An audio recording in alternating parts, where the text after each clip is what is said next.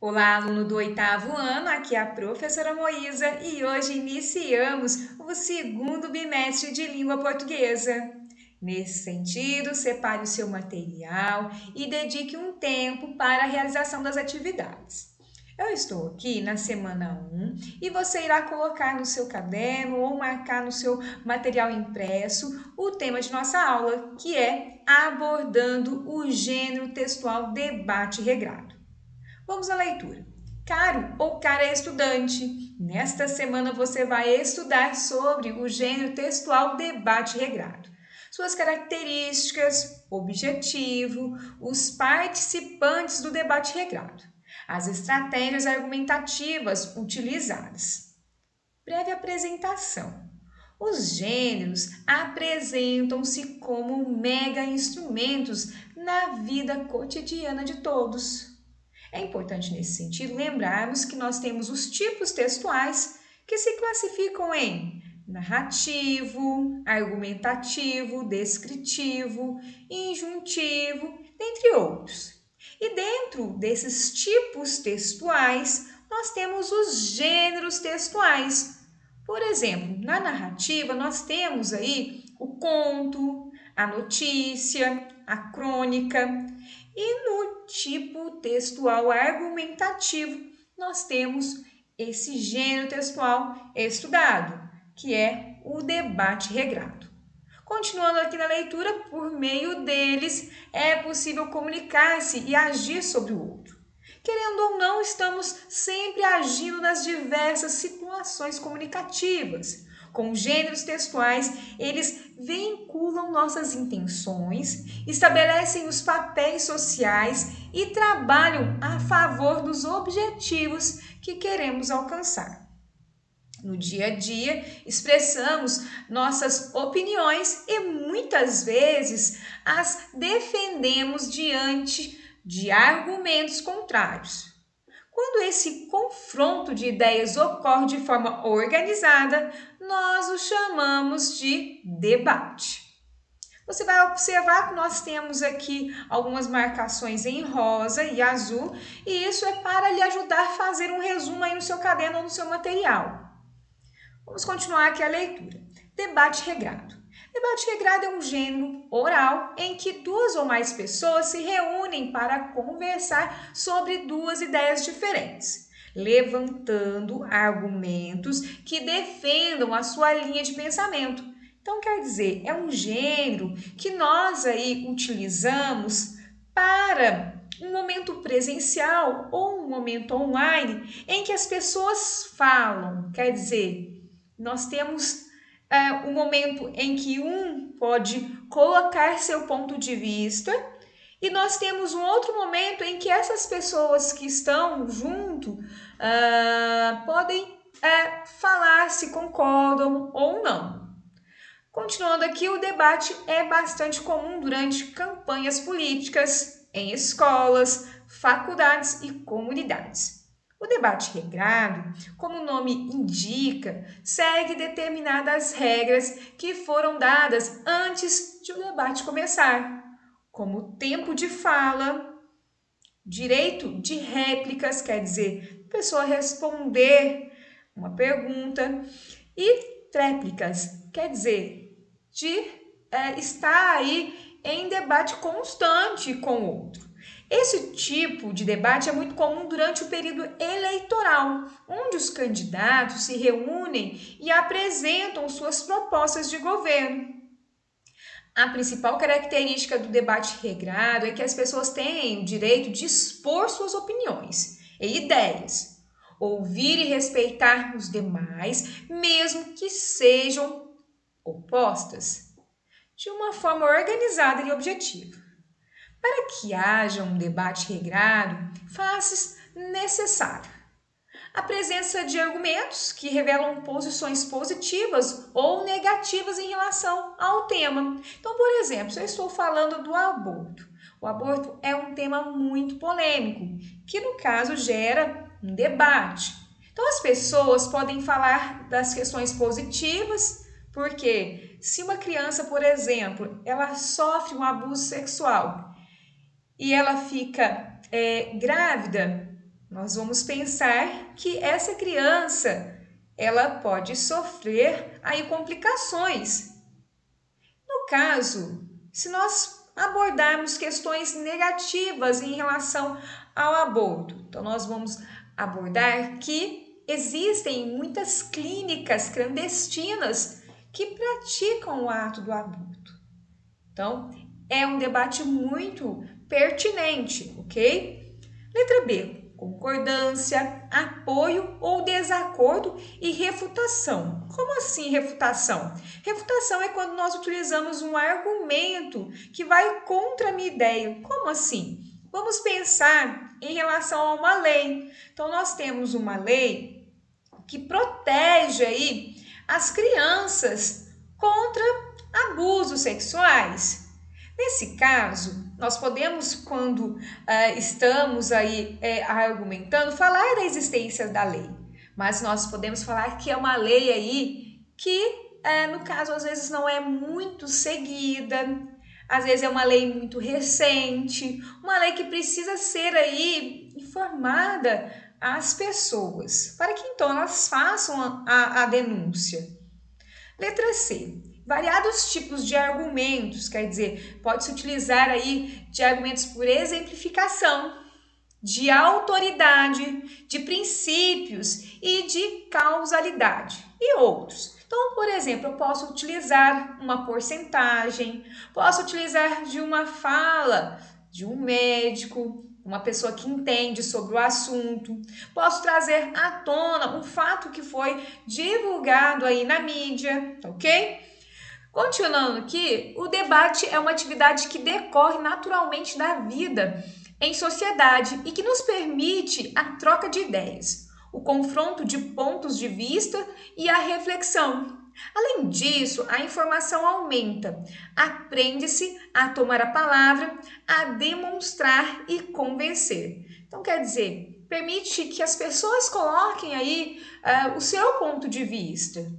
E aí, nesse caso, esse ponto de vista pode ser contestado e a pessoa pode se sentir convencida por um outro ponto de vista. É bem legal. Continuando aqui, o debate regrado é composto por moderador ou mediador. No caso, quando nós estamos na escola, o professor acaba fazendo esse papel. Nesse caso, ele lança o debate, expondo com clareza o assunto a discutir, dá a palavra às pessoas que a pedem e impede que as outras intervenham sem a ter pedido. Estimula os participantes e convida-os a reagir e a exprimirem, melhor dizendo, exprimirem-se e chama a atenção para o assunto que está a ser debatido, quando as intervenções dos participantes fogem ao mesmo, quer dizer, quando as pessoas começam a ir para outro assunto. Controla também o tempo de fala e no fim convida que tirem conclusões. Nós temos aqui a letra B, que são os debatedores, tá? No caso, quem são os debatedores? São aqueles que expõem as suas ideias e tentam convencer os interlocutores, quer dizer, aquelas pessoas que estão ouvindo. Então, elas utilizam de argumentos, razões e explicações.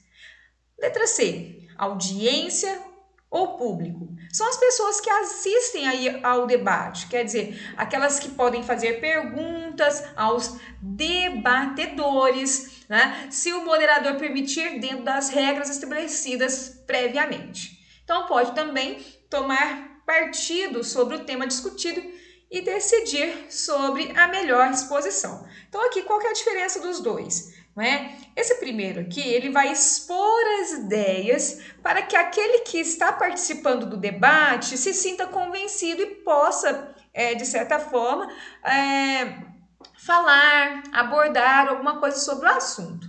Ou no caso, essas pessoas elas podem discordar e tal, então elas podem aí gerar mais aí argumentos. No caso aqui, o público é aquelas pessoas que estão somente assistindo, não é aquelas que não se prepararam, às vezes, previamente para aquele debate, mas que, de certa forma, pode tomar aí partido para alguma opinião. Muito importante, um debate é uma troca ativa em que se recebe, ouvindo atentamente os outros, em que se dá exprimindo as nossas convicções sobre os temas em discussão. Para tal é preciso saber ouvir. Cada um tem direito à expressão. Não se deve ironizar, quer dizer, tirar com a cara do outro, nem cortar a palavra mesmo que não se partilhe da opinião expressa. Deve-se respeitá-la e ouvir atentamente o que os outros têm para dizer. Ouvir bem é pensar no que o outro diz. Praticar a expressão oral. Não se aproveite o debate se não se estiver aí, não se aproveita, melhor dizendo, né, do debate, se não se estiver resolvido a tomar a palavra. Essa é uma boa ocasião para se vencer a timidez. Então, quando o professor aí propõe um debate, é importante que as pessoas saibam ouvir. E nesse caso também é importante pensar, refletir, para que assim participe das ideias e vença aí a timidez. Para saber mais, assista ao filme O Grande Desafio de Melvin Thompson, de Denzel Washington. É um brilhante professor e amante das palavras, embora tenha convicções políticas que possam atrapalhar sua carreira. Ele decide apostar nos seus alunos para formar um grupo de debatedores e colocar a pequena Willie College do Texas no circuito dos campeonatos entre as universidades. Mas o seu maior objetivo é enfrentar a tradição de Harvard diante de uma enorme plateia, inspirado em fatos reais. Eu vou lhe passar aqui um trecho do trailer, tá, deste filme, e você aí pode estar assistindo em um momento oportuno.